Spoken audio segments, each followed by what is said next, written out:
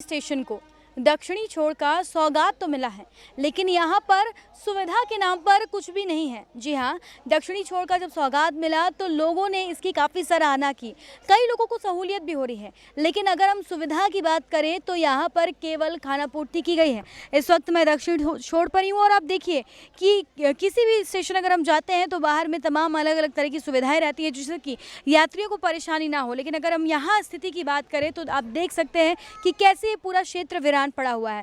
Train की अगर हम बात करें तो धनबाद में अभी भी लॉन्ग डिस्टेंस जाने के लिए कई अलग अलग ट्रेनों की मांग है, लेकिन फिलहाल इस मामले पर कोई एक्शन नहीं लिया जा रहा है। वहीं इन तमाम मांगों को लेकर धनबाद के जाने माने व्यवसायी और समाज सेवी प्रभात सुरोलिया ने हाल ही में धनबाद डीआरएम को एक ज्ञापन सौंपा है और कई अलग अलग चीज़ों की मांग की। हम सीधा प्रभात सुरोलिया से बातचीत करते जानते हैं कि उन्होंने उस ज्ञापन में क्या मांग रखी है और साथ ही साथ उन्हें क्या आश्वासन मिला। देखिए, लेटर हमने ज्ञापन सौंपा है माननीय डीआरएम साहब को और एक बहुत ही अच्छी मांग हमने रखी है जिसके ऊपर किसी का अभी तक ध्यान नहीं गया था।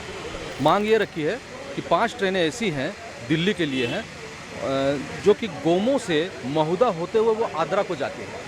तो हमने उनसे ये कहा है कि आप गोमो से महुदा हो की बजाय आप धनबाद ले आइए और धनबाद से पाथर्डी होते हुए उसको आगरा आप भेज दीजिए। इससे हम लोगों को दिल्ली के लिए 5 ट्रेनें मिल जाएगी, उड़ीसा के लिए ट्रेन मिल जाएगी, आपको बंगाल के लिए ट्रेन मिल जाएगी। हम लोग जो ट्रेन का रोना रो रहे थे कि हमको दिल्ली की ट्रेन नहीं मिल रही है, तो ये उसमें फुलफिल हो जाएगा पूरा का पूरा। तो डीआरएम साहब ने भी उसको सोचा, कई जगह फ़ोन भी किया इस मामले को जानकारी लेने के लिए। उनका कुछ ये कहना था कि टेक्निकल प्रॉब्लम है, जैसे 30 किलोमीटर की दूरी बढ़ जाएगी, 1 घंटा का रन बढ़ जाएगा और 100 रुपये किराया बढ़ जाएगा। तो मैंने उनसे ये कहा कि ये सब बढ़ता है तो बढ़ने दीजिए, धनबाद की जनता को कम से कम फ़ायदा तो मिलेगा। उसमें है एक भुवनेश्वर नई दिल्ली संपर्क क्रांति एक्सप्रेस है, उड़ीसा संपर्क क्रांति एक्सप्रेस है, एक भुवनेश्वर नई दिल्ली दुरंतो एक्सप्रेस है और एक आपको शालीमार एक्सप्रेस जो है वो नई दिल्ली को जाती है, एक हल्दिया एक्सप्रेस है जो नई दिल्ली को जाती है। ऐसे करके 5 ट्रेनें हैं टोटल। तो इन सब ट्रेनों को मिल जाने से हम लोग को धनबाद को जो है बहुत बड़ी सौगात मिल जाएगी ये 5 ट्रेनों की। इसके अलावा हमने उनसे मांग किया था कि साउथ साइड की सड़क तो हमने बनवा लिया आपसे आंदोलन करके, लेकिन यहाँ पे सुविधाएं नहीं है। इंडिकेटर बोर्ड नहीं है ट्रेनों का और अंदर में जो है कोच इंडिकेटर नहीं लगा हुआ कहीं पे भी।